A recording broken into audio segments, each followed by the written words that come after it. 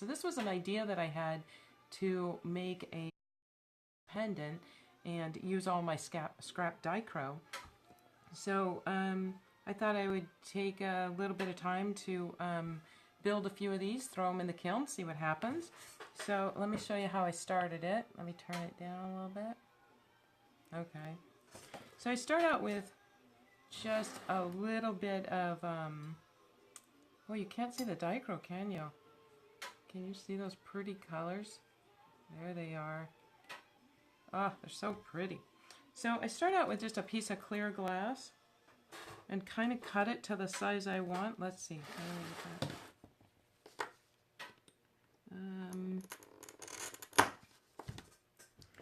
And I don't use anything fancy for this because I'm not looking for an exact piece. So all I do is get squares the size that I want them.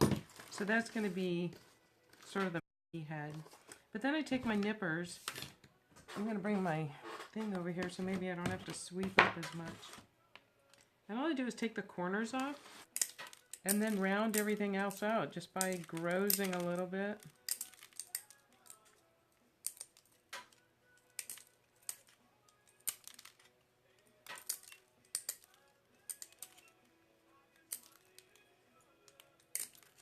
So it's not anything fancy, but it makes a circle.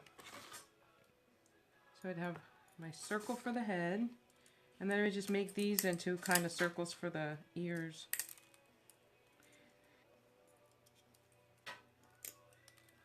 Alright, I'd probably make that ear bigger, but you get the idea. I just grows away at them until I have circles. Get rid of that mess. And I have my bin of scrap Dichro. So I just dig through here.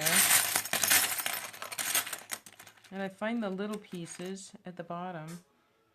And that's what I was using. And so all I did was I want to make sure to put a piece of Dichro across that seam where the ear and the head meet. And then just build it up with all these little scraps. I'm going to full fuse it. So, you know, I'm kind of hoping they'll round out. Let's turn that one.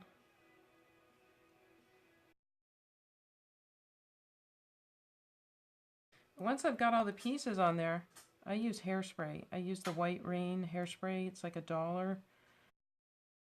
And then I just put it in one of these little bottles. These little squeeze bottles with the tip on it, and I just drop a little bit on there just so it'll dry before I get it to the kiln, and that way I've got it's not sliding around. I'm only going to do 3, so I'm going to take those off so it's not in my way.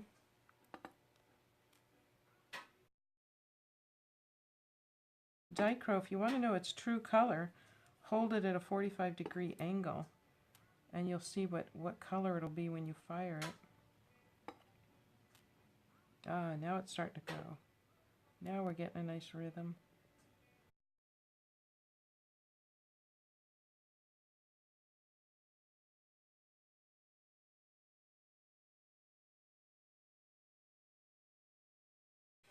There you go. You can see the colors of those now. So instead of looking black, they actually have that coating on it.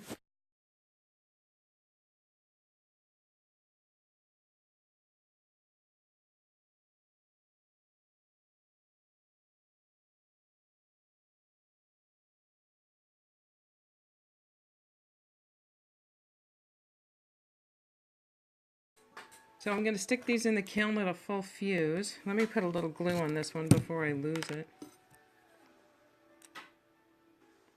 There you go.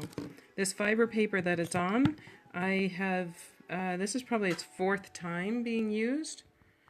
I've got 1/8-inch fiber paper under it, and then the papyrus paper on top. And that papyrus, I think it's the 4th time I'm using it. Probably then the 4th time I'm using this. It just lasts a long time if I'm very careful with it. You can see it's kind of broken up. So I'm not going to use those spots. I'm just using the spots where it's nice and thick. So anyway, that's it. So I took the pendants out of the kiln.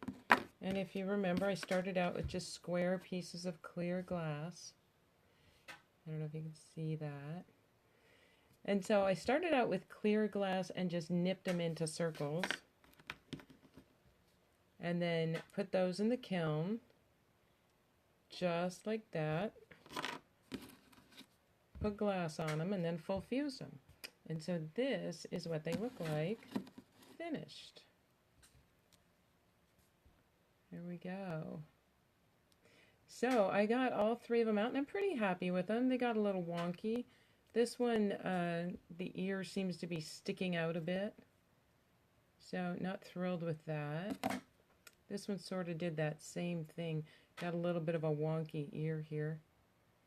And this one I'm pretty happy with.